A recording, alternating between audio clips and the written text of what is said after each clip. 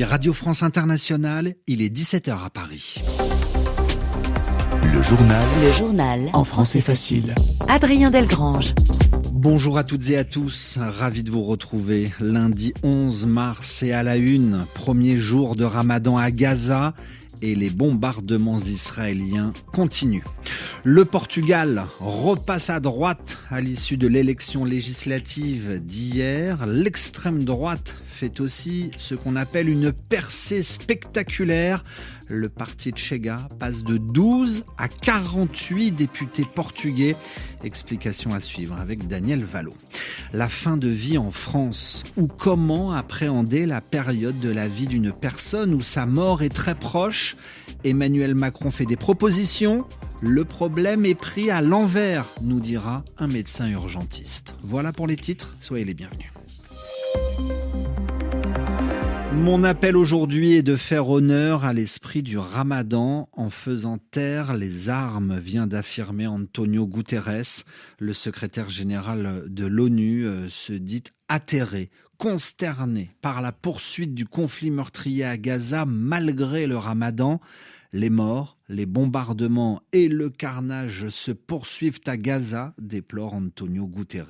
Reportage dans le pays voisin de Gaza, l'Égypte, où le mois de Ramadan débute aujourd'hui aussi.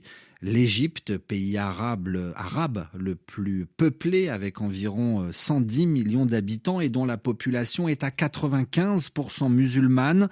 En ce mois de célébration religieuse pour les musulmans, période qui invite à la solidarité et à la prière, les Égyptiens ont une pensée particulière pour les Gazaouis. Reportage au Caire, Léonie Lebrun. Sur le très populaire marché de Saïda Zeynab, spécialement installé pour le mois de Ramadan, Mostafa achète quelques surprises pour ses 3 enfants. Des lanternes pour les petits-enfants, on les accroche dans l'appartement, dans la rue, toutes ces décorations sont pour les enfants. Des lanternes plus hautes que les clients eux-mêmes, des guirlandes lumineuses, la fête sera belle, mais très vite, les pensées des Égyptiens vont à Gaza.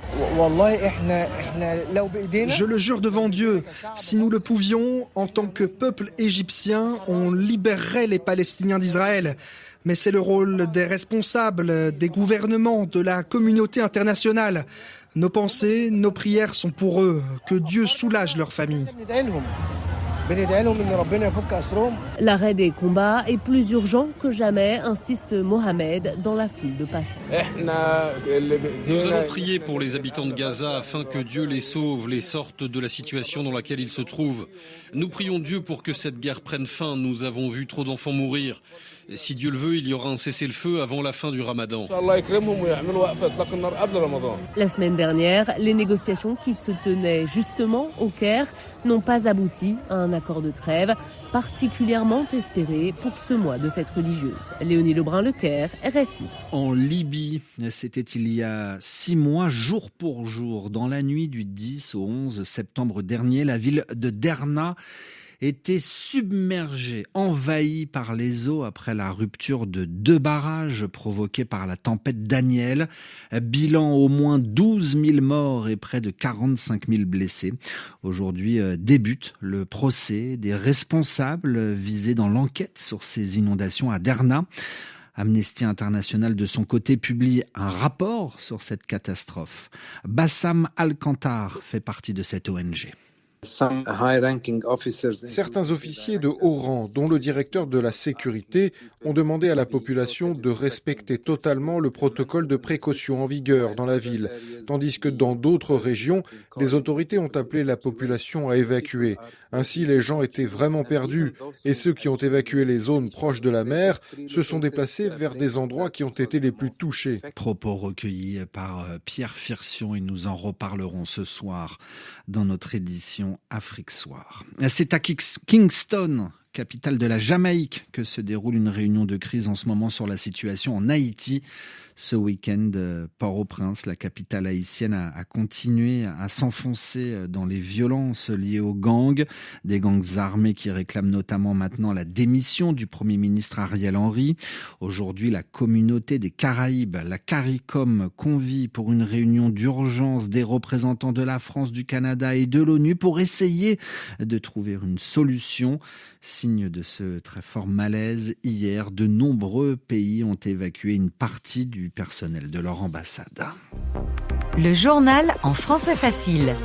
La politique au Portugal, c'est une très courte victoire qui est observée dans ce pays, victoire du centre droit, autrement dit l'Alliance démocratique. Emmené par Luís Montenegro, son parti remporte les élections législatives d'hier avec 29% des voix et seulement 2 sièges d'avance sur la gauche qui était au pouvoir au Portugal depuis 2015. Daniel Valo, bonjour. Bonjour. Alors au-delà de la victoire du centre droit, qui doit maintenant d'ailleurs trouver de quoi former un nouveau gouvernement, eh bien la grande nouveauté à l'issue de ces élections, c'est la poussée de l'extrême droite au Portugal. Oui, la formation Chega, emmenée par André Ventura, est devenue la 3e force politique du Portugal avec 18% des voix. Chega passe de 12 à 48 députés, alors que ce parti n'en avait qu'un seul à sa création en 2019.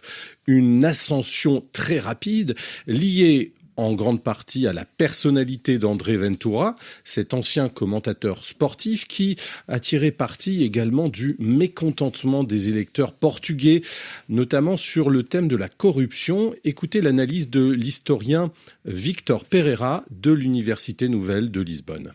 Ventura a beaucoup joué sur cette idée de tous pourris, son slogan était de nettoyer le Portugal. D'autre part, en dépit des bons résultats macroéconomiques, beaucoup de Portugais sentaient qu'ils ne bénéficiaient pas de la croissance économique, que les salaires restent, même s'ils ont augmenté, restent bas. Le prix du loyer a explosé. Et les médias, comme dans d'autres pays, ont fait de nombreux reportages sur l'immigration qui a beaucoup augmenté au Portugal, sans que ça implique une hausse d'insécurité. Mais donc tout cela explique en partie son résultat de 18% et plus de 1 million d'électeurs qui ont voté pour lui. Et fort de ce résultat, André Ventura propose une alliance à la droite traditionnelle et propose donc de gouverner avec Luís Montenegro, arrivé en tête du scrutin. Mais celui-ci a d'ores et déjà refusé. Montenegro va donc tenter de former un gouvernement minoritaire, ce qui s'annonce très difficile. Pas impossible d'ailleurs, selon de nombreux observateurs, que le Portugal soit obligé de retourner aux urnes avant la fin de l'année. Daniel Valo, merci à vous. C'est le symbole même de son entrée au sein de l'OTAN. Le drapeau de la Suède a été hissé il y a quelques heures au siège de cette alliance occidentale politique et militaire. L'OTAN est plus grande et plus forte, a lancé le secrétaire général Jens Stoltenberg peu avant l'envoi du drapeau suédois qui flotte désormais aux côtés des 31 autres déployés en vaste cercle devant l'imposant bâtiment de cette alliance basée à Bruxelles. En France, Emmanuel Macron met sur la table un sujet épineux, délicat et même clivant, celui de la fin de vie ou comment gérer, appréhender la période de la vie d'une personne où sa mort est très proche. Après de longs mois de réflexion, le président dévoile ce qu'il appelle le modèle français de la fin de vie, où il y aura notamment une partie accompagnement, des soins palliatifs, comprenez des soins qui atténuent la maladie mais qui ne la guérissent pas, et également une aide à mourir. Laurence Théo a recueilli la réaction d'Arnaud Chiche, il est médecin à Hénin-Beaumont. On a le sentiment que les gens qui ont écrit cette loi ne sont pas très au fait de la réalité de ce qui se passe dans les hôpitaux au quotidien. Donc, j'insiste et je signe. Ce texte de loi, il est hors de propos, il est bâclé et il va créer une situation de chaos dans les établissements de santé. Les gens vont avoir peur d'aller à l'hôpital, parce que si vous êtes étiqueté fin de vie, on aura un peu la trouille. Les soignants vont avoir peur de l'image qu'ils vont avoir. On est là pour soulager les gens et les soigner. On n'est pas là pour les tuer. Emmanuel Macron, est-ce qu'il est au courant que les unités de soins palliatifs en France, elles ferment par manque de moyens? On ne peut pas bomber le torse et introduire un texte qui va faciliter l'arrivée du décès, alors même que sur le territoire, on ne s'est pas assuré que partout et pour tout le monde, on avait accès aux meilleures thérapeutiques qui garantissent le confort, l'absence de douleur et la sérénité des dernières heures de vie. Et vous voyez, prendre le problème à l'envers comme ça, c'est quelque chose qui est absolument consternant. Ainsi se referme ce journal.